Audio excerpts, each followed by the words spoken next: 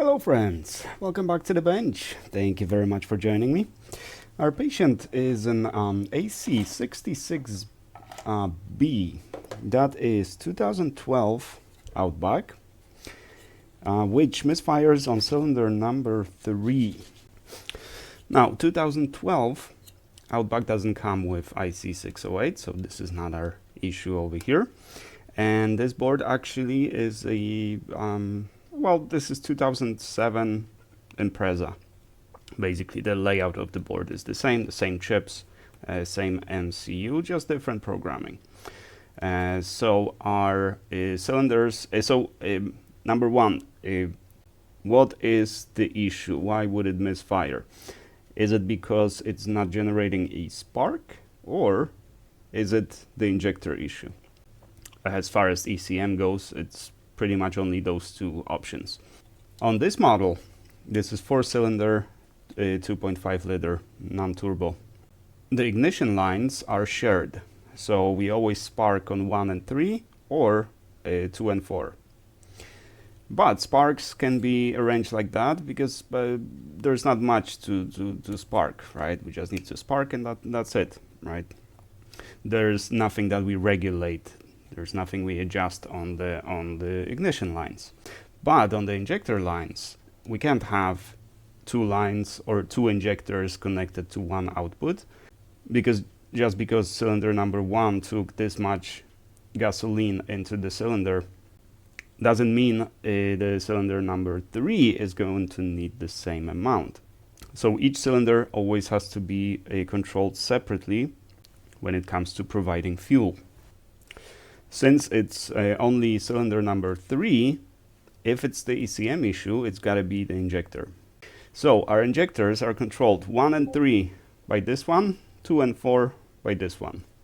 If you have CAN issues, it's this chip.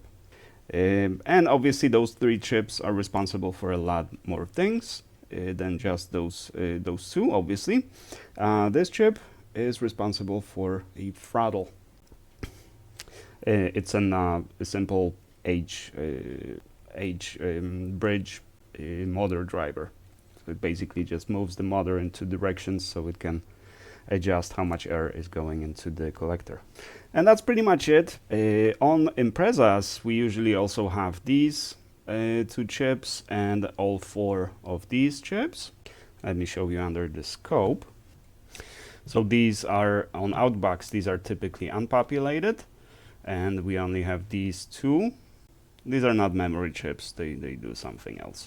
Right, and cylinder 1 and 3, cylinder 2 and 4, throttle control, CAN encoder, transceiver, whatever, and obviously I think ignition is also controlled by this chip, but don't quote me on that. And MCU, right? That's all we have on this one. We have I think this is a pressure control or a pressure sensor. I'm not sure. Someone told me that what it was, and they were surprised that they installed those on ECMs. But on anywhere from 2005 to 2012 or even further, depending on the model, those sensors are always there. But on newer ones, they aren't there. But there is still outline on the board. It's just unpopulated. And obviously 2 regulators. These are regular transistors, but they're used as linear regulators. So this is pretty much what you would see on 2007 or 2008 Impreza, and they put it on Outbacks. And that's how it works. From what I see over the years I've been working with these, I noticed that Imprezas are always few years ahead, and then the design goes to Outbacks. That's why I think Outbacks are so reliable, because all at least electronics-wise, computer-wise, all the technology first goes to Imprezas. It's tested there. It goes through a test of time, and then it makes it to Outbacks. That's why Outbacks, in my opinion, are so reliable. It's a tested technology. But for that reason, when you have 2012 Outback, to fix. Where do you get the parts? You get the parts from 2007 Impreza. Same chips. So what we're going to do today is we're going to remove this chip. This is 872. Then I should have one over here, 872, and we're going to replace the chip. Now, is this going to fix the issue? If this is an ECM issue, we have no control over one injector. This is the output stage, so this could be responsible, but that output stage is controlled by the MCU. We can see that MCU has a little blob of conformal coating over here. Not sure what's up with that, but it's fine. Now, I think this just came out of the factory like this, but you could also conclude that maybe this started heating and conformal coating just formed the blob over here. I would say that's very unlikely. I would expect it to look different. But there is a chance that it's actually the MCU that is faulty, meaning the output of the MCU is fried. But only those two things. There are no resistors, no capacitors, nothing on that line. Everything is in this proprietary chip, connected directly to the MCU, not even through the resistor. The resistor is in the chip, which makes it easy because it's either this chip or this chip, right? Now, to replace the MCU, it's a lot of hassle. So what I have is a replacement ECM.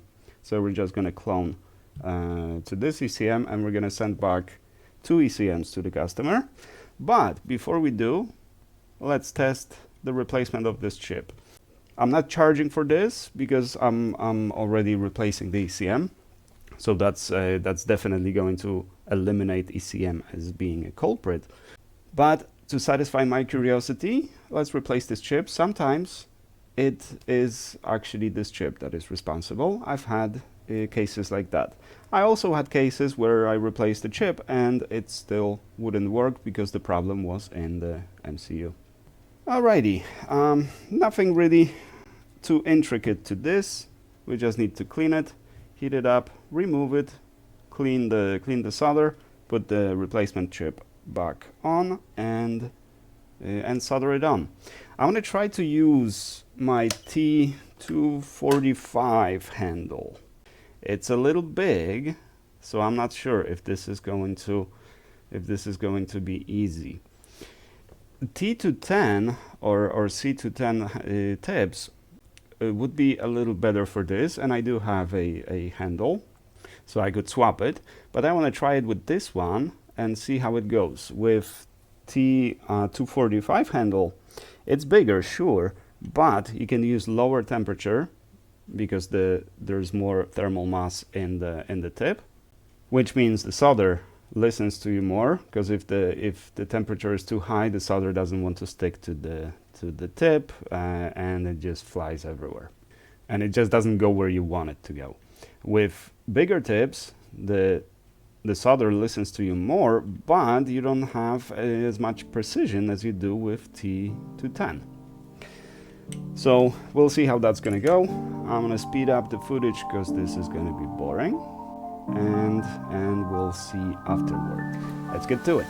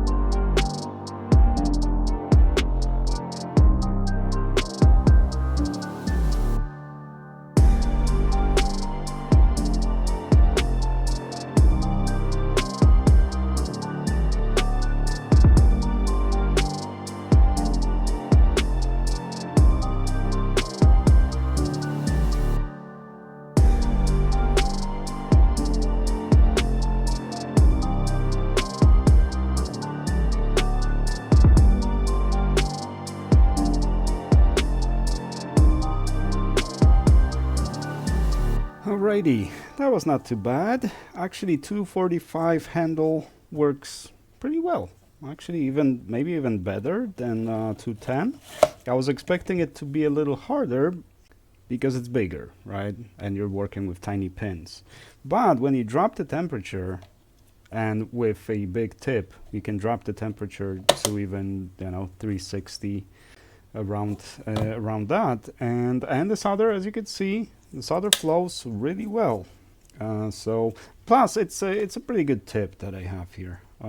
Hopefully it'll last longer than the last one. I do have the replacement though. I got three of these, different kind each, so I'm prepared. I also have 2 more handles and 2 other 210 handles, so as long as the soldering iron itself doesn't break, we should be fine. Alrighty, so now either the original will work without the misfire and the problem was in this chip, or the problem persists and the issue is in MCU, in which case put the replacement in. If, on the other hand, you put the replacement in and you still misfire on number 3, then we know definitely this is not an ECM issue. But you're getting 2 ECMs back. Thank you very much for your business. Thank you guys very much for watching. I do appreciate you. And I shall see you guys in the next one.